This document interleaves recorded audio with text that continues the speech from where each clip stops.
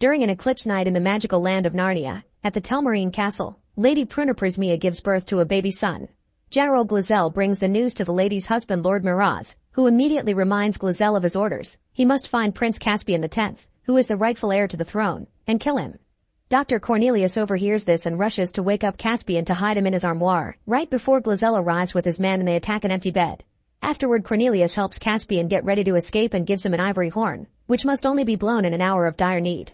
Caspian leaves the palace after knocking down a few guards, but soon more men begin following him. Knowing the guards are scared of the woods, Caspian enters the shuddering woods to hide there, only to end up falling off his horse when he's accidentally hit by a tree. Then Caspian is found by Trumpkin, Knickerbrick, and Truffle Hunter, who immediately notice the guards coming after him. Trumpkin goes out to meet them and tells Knickerbrick to take care of Caspian, which makes the boy assume the worst. Caspian decides to blow the horn, only for Knickerbrick to knock him out for it.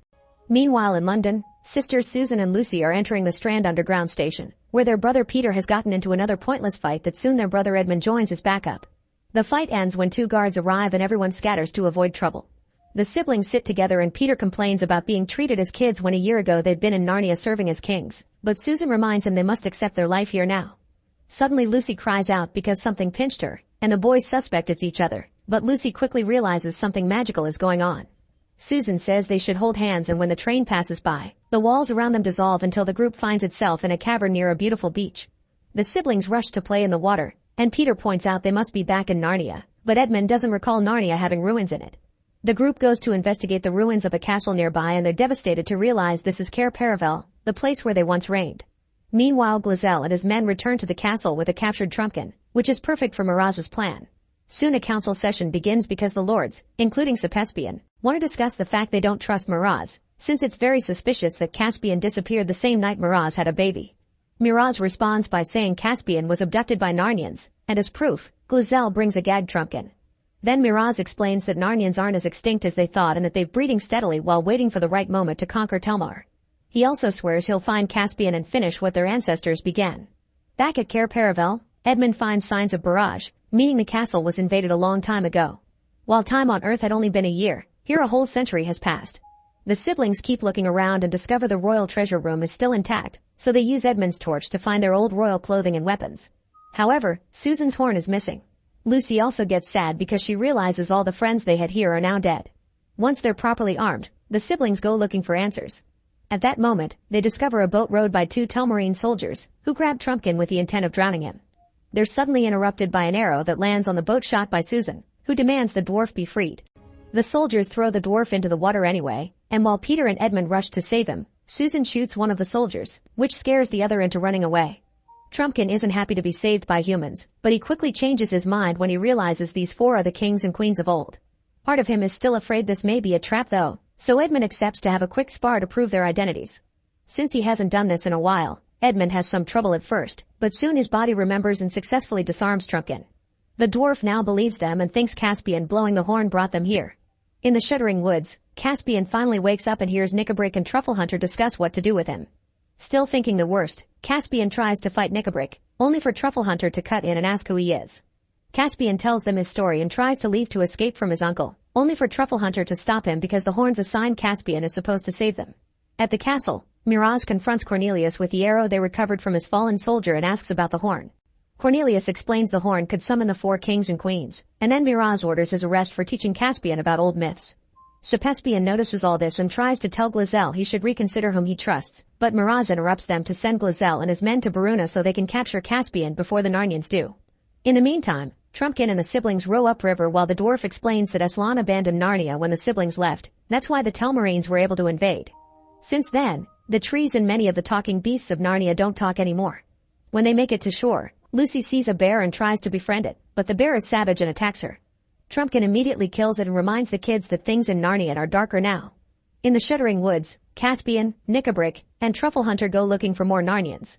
When Truffle Hunter smells the Telmarine search party, the trio immediately runs away while the Telmarines chase after them.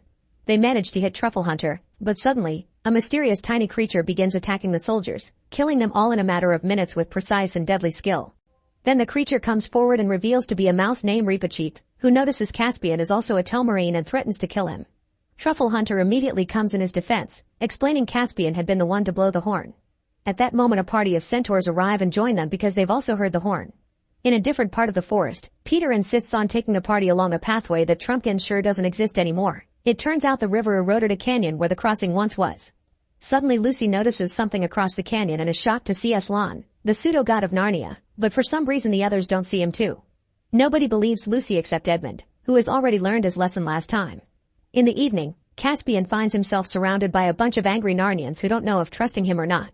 The Telmarines are usually cruel to Narnians, but Caspian did blow the horn. An argument that involves lots of screaming and accusations ensues, and Caspian finally gets them to calm down by pointing out that he's the rightful king, so he can swear to bring peace between Telmarines and Narnians. Glenstorm the centaur explains he's read the astronomical conjunction and this is the right time for an alliance, and Caspian is finally accepted by everyone as their new leader. Back to the siblings, they travel to Baruna and discover the area is occupied by Glazel's men, who are building a bridge and huge trebuchets by cutting down lots of trees. This path is too dangerous to keep going, so the group returns to the spot where Lucy saw Aslan earlier. When the others tease her for her vision, Lucy gets annoyed by their lack of trust and accidentally falls through a layer of loose ground, only to discover this is a ledge they can take to cross the river. Later at night, Susan wonders why only Lucy can see Aslan and admits she had gotten used to living in England again, so having been dragged back to Narnia has been difficult, especially because it can't be permanent. In the morning, Lucy finds some magic leaves and flowers and follows them to finally find Aslan, who tells her things never happen in the same way twice. Then Lucy wakes up for real and tries looking for Aslan again. However, she's stopped by Peter, who has been stalking a mysterious figure that turns out to be an armed minotaur. Peter then comes closer to investigate, only to be attacked by Caspian, which triggers a fierce sword fight. After they exchange a few blows, Lucy asks them to stop as she notices this guy must be a friend because he's surrounded by Narnians. Once the siblings realize Caspian is the prince in exile, everyone does the proper introductions, and the Narnians are happy to have their kings and queens back. Accepting to work together, their first step is to move to find some fort where they can be safe to plan and prepare for battle. Caspian takes them to Aslan's house, and after an honorable welcome from the centaurs, he shows them that this stronghold was built atop the table where Aslan had died for Edmund's sins. Next, Reepicheep and his band of mice approach the bridge site to steal weapons and armor, only leaving behind a message saying you were right to fear the woods, X, that X stands for Caspian the 10th.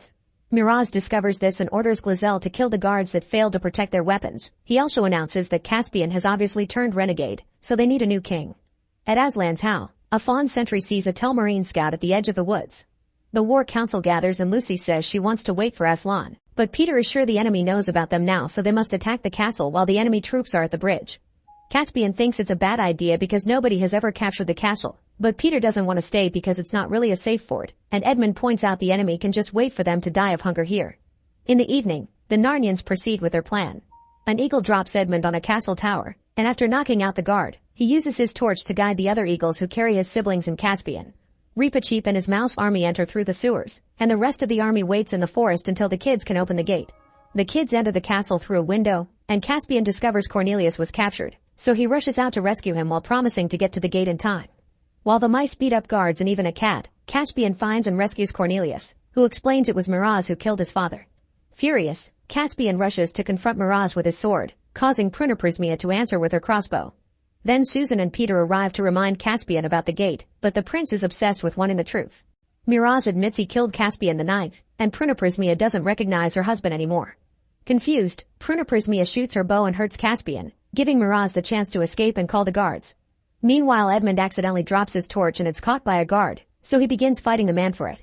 As Caspian, Susan, and Peter reach the gate to finally open it, Edmund finally gets the torch back and sends the signal to make their troops attack. A fierce battle begins between Narnians and Telmarines, with lots of fighters falling on both sides. When Miraz orders his men to close the gate, a minotaur rushes to keep it up and Peter orders the Narnians to fall back.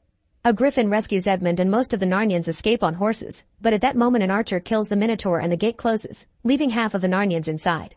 Peter and the others can only watch helplessly how their friends are killed before they run away and return to the house with defeat on their shoulders. Peter and Caspian begin arguing over their plans and if Telmarines have a rightful place in Narnia at all. The two of them almost start a duel, which is interrupted by the arrival of Trumpkin's body.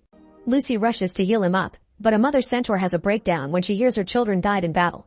Later, Miraz crowns himself king and accepts troop pledges from his feudal lords. Those troops are immediately sent to the bridge, which is finally finished. Meanwhile, Nickabrick asks Caspian to meet the power that once kept Aslan at bay, and introduces him to a werewolf and a hag. These creatures swear they have a reserve of hate none can match and they can guarantee Miraz's death. Then the hag proceeds to draw a magic circle, and with the help of a crystal scepter, she summons an icy block that contains Jadis, the legendary White Witch. She needs a drop of human blood to escape and promises to help them if they help her first, so the werewolf grabs a hesitant Caspian while the hag gets blood from his hand. Suddenly Peter, Lucy, Edmund, and Trumpkin arrive and begin to fight the creatures to stop them from bringing their old enemy back. A fierce battle ensues, and Knickerbrick gets very close to killing Lucy, but Trumpkin kills him first. Edmund uses his skills to draw the werewolf away and proceeds to kill it with a single hit. Meanwhile, Peter pushes Caspian out of the magic circle and confronts Jadis, who begins using her charms to convince him to join her. Suddenly the ice block shatters in million pieces, and Peter notices Edmund used his sword to destroy it. Moments later, Miraz's troops arrive at the house. Peter finally recognizes how wrong he was about doing this alone and tells Lucy and Susan to go deep into the shuddering woods to look for Aslan, since he's their only hope. Before the girls leave for the forest, Caspian tries to give Susan her horn, but she tells him to keep it because she may need to call her again. Since Lucy doesn't understand romance yet, she doesn't get the conversation. Then Caspian shares an idea with the boys to buy some time for their sisters. Miraz's weakness is that as a king, he must satisfy the traditions and expectations of his people, meaning someone should humiliate him in a duel. Edmund puts on his old royal armor before walking right into Miraz's camp to deliver Peter's written message asking Miraz for a single combat. Miraz is hesitant, but his lords manipulate him into accepting because they're secretly conspiring against him. Meanwhile, Susan and Lucy reach the middle of the woods, only to encounter a Telmarine patrol. Susan sends Lucy away and begins fighting the men with her bow, managing to kill 3 Telmarines before they come closer to kill her. Fortunately, Caspian shows up just in time and rescues her, bringing her back to the house. In the ruins outside the house, Peter and Miraz engage in a fierce fight that lasts forever because they're both very talented swordsmen. Eventually, Peter asks for a 5-minute break, and Miraz grants 3. Susan arrives and informs them Lucy has made it through while Miraz argues with Sepespian for not intervening in the fight to help him. It's illegal to do so, but Sepespian refuses because of personal reasons, not because of the rules. When Peter and Miraz restart their fight, they exchange a few blows and this time, Peter finally gets to defeat Miraz, but instead of killing him, he gives his sword to Caspian, since this is his right. Caspian decides to spare Miraz but will hand the sovereignty back to the Narnians. However, Sepespian cuts in and kills Miraz himself using the arrow of Susan's they retrieved from the soldier. Then Sepespian says the Narnians shot the arrow and cries out treachery, causing the Telmarines to launch a full attack on the house. The artillerymen make full use of their trebuchets, so the Narnians make a special plan to counterattack. They mine the ground under the horses' hooves to make them fall. Then Susan and her archers shoot a hail of arrows at the falling men. Glazell guides his cavalry into a charge, but Caspian together with Glenstorm and his own cavalry surprises the enemy by charging them from behind. Sepespian responds by sending his own infantry and the artillerymen manage to send a bunch of boulders to crash the gate of the house, which instantly seals it. It seems the Narnians will be defeated soon. At that moment in the forest, Lucy is being chased by Telmarine guards, but she's saved by the sudden arrival of Aslan. After scaring the guards away, he awakes all the forest trees with a mighty roar. Back to the battlefield, Caspian falls into a sinkhole and Glazell approaches him to kill him, only to start hesitating. Before he can make his choice, a tree root picks him up and knocks him out as the trees take over the field, turning the tide in favor of the Narnians. A trebuchet manages to kill a tree with a rock, but another tree extends a root and finally crushes the trebuchets. Then the siblings and Caspian lead the counterattack, forcing Sepespian and his troops to take the bridge in order to escape. The group goes after them, but Sepespian encounters Lucy and Aslan first and makes his soldiers attack them. Aslan simply responds with another mighty roar and awakens the personification of the river, who lifts the bridge and hits the troops with its water, drowning Sepespian in the process. Afterward, the remaining Telmarines surrender to the Narnians. Aslan reunites with everyone and accepts Caspian as the next king of Narnia. At that moment, the band of mice brings Reepicheep, who has died in battle. However, Lucy uses her magic medicine and revives the little mouse, who bows for Aslan before noticing he has lost his tail. Aslan teases him for it before restoring his tail too. Afterward, Aslan takes Caspian and the siblings through Telmarine's capital, where the citizens meet them with cheers and fireworks. When they make it to the castle, Caspian announces that Narnia will be a Narnian Telmarine federation, and any Telmarine that doesn't like that can return to the land of their forefathers, which happens to be an island on Earth that contained a portal to Narnia. Glazell immediately accepts to come back and takes Prunaprismia and her son with him. Aslan opens a portal for them, and they disappear after crossing it. Peter uses the moment to point out Caspian must now take charge, meaning he and his siblings will take the portal and return to their normal lives too. Unfortunately, this means Peter and Susan won't return to Narnia ever again because they're too old.